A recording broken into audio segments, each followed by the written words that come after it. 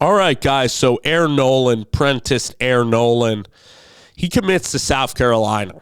So this is the player itself is a good player.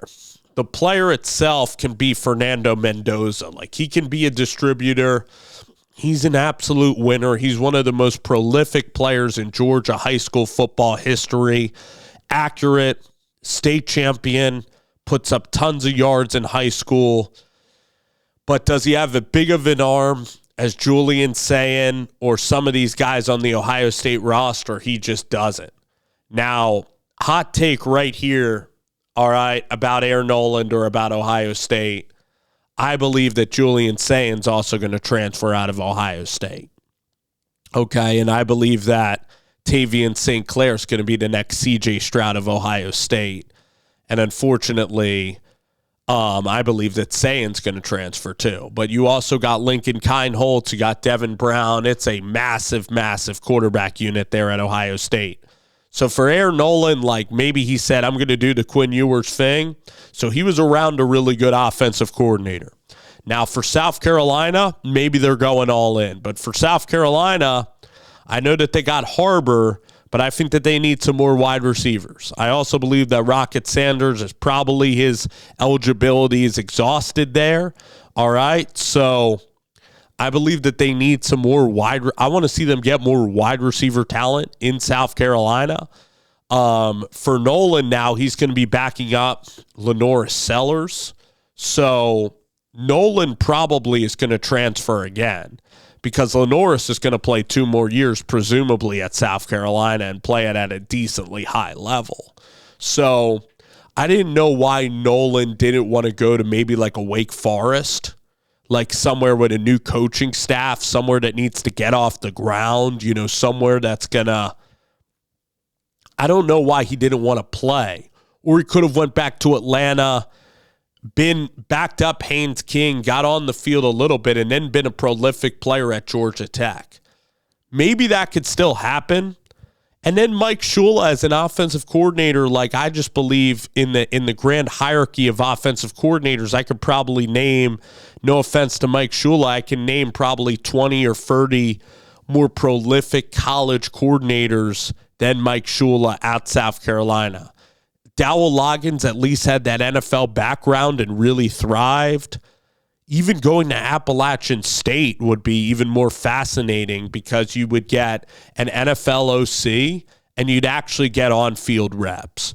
So I don't want to poo-poo this for South Carolina or for Air Noland, but if I was Air Noland, I'd want to get on the field and get some reps and play.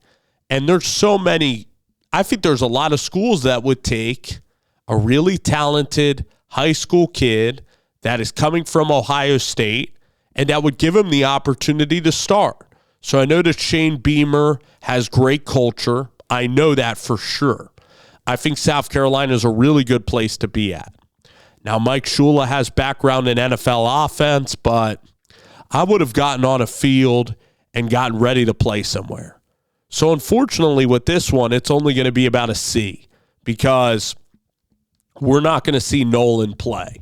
Now, like Ricky Collins at Syracuse, like, where do I rank Nolan? I think that he's a good quarterback, but I don't think that he has like the NFL arm strength. But could he be a guy that can distribute the ball? Could he be a Mark Brunell of college football? And that's kind of what I see him being. Is a very accurate quarterback. I don't see him being Tua, because Tua doesn't have a big arm, but Tua's just twitched up crazy and crazy accurate. And Tua did have the big arm in college before a lot of these injuries. I think that maybe Nolan was going to be a better high school player than a college player, but I still think that there's accuracy there. I think that there's still potential there that's untapped. Still tall enough, can still move, can still be mobile. So for him, I think maybe it's developing with a Lenoris, and then I believe it's another jump for Lenoris next year. I think he's going to keep his name, a high-profile name, because say that he went to App State and say that it did not go well at App State, that's a risk that when you are taking that risk and it doesn't work out at a lower level, like it could damage your stock. So for South Carolina now, they get a quarterback that they would trust maybe going into a game, and they maybe paid him decent premium as being a backup, and his stock is going to stay consistent where it was this year. It's not going to dip, because if he doesn't end up playing, people are still going to have the illusion that Air Noland is still this really, really good player. So very interesting selection. Again, he gets closer to home, which is important for sure. And he goes to a solid program. But you're going to a program, unlike Missouri, that was graduating Brady Cook, or even going to Georgia, even committing to the Dogs. The Dogs don't have Lenore Seller. They have a Jaden Rashada that was incredibly inconsistent. They have other freshman quarterbacks that are out there, like the kid from Connecticut.